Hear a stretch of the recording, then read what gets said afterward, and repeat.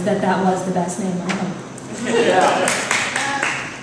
I'm going to read a piece from my story collection. This is called Melancholia Canina. The hare took some getting used to. She learned to handle the itch that bloomed just under her skin as the full moon approached. Once the sun fell behind the horizon like a discarded theater prop, her nose attuned itself to an assault of scents, household chemicals, detergent, deodorant, her own native odors underneath.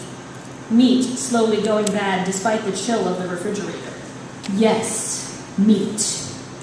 After she changed back, she'd vacuum up the masses of hair and her machine would whine in protest at being fed such a quantity of fluff.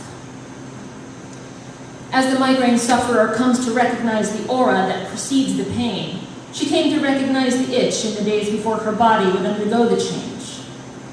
The fur sprouted all over like mushrooms after a week of rain. She expected it would itch, but each time the searing ache that enveloped her made her give an involuntary yelp.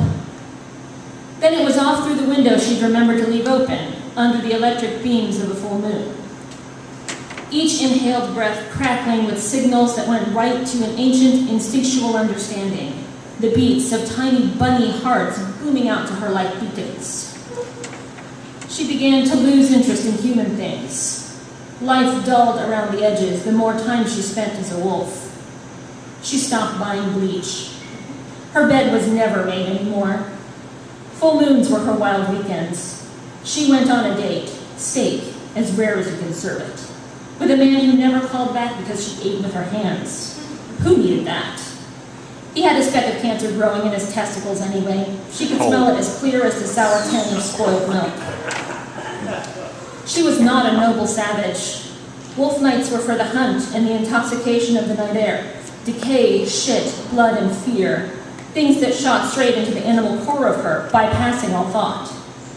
When she would wake in a pile of shed fur, her deed roiled about her like a dream half-remembered, forever slipping away from words. A sickness like hangover and a gamey taste of blood followed her back to her bedroom. She spoke less and less until she could barely remember the last thing she'd said.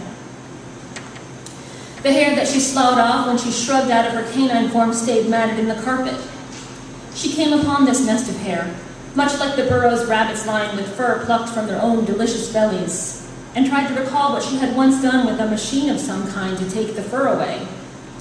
Only she was losing words like machine and carpet, and had only an imprecise sense that things had once been somehow different.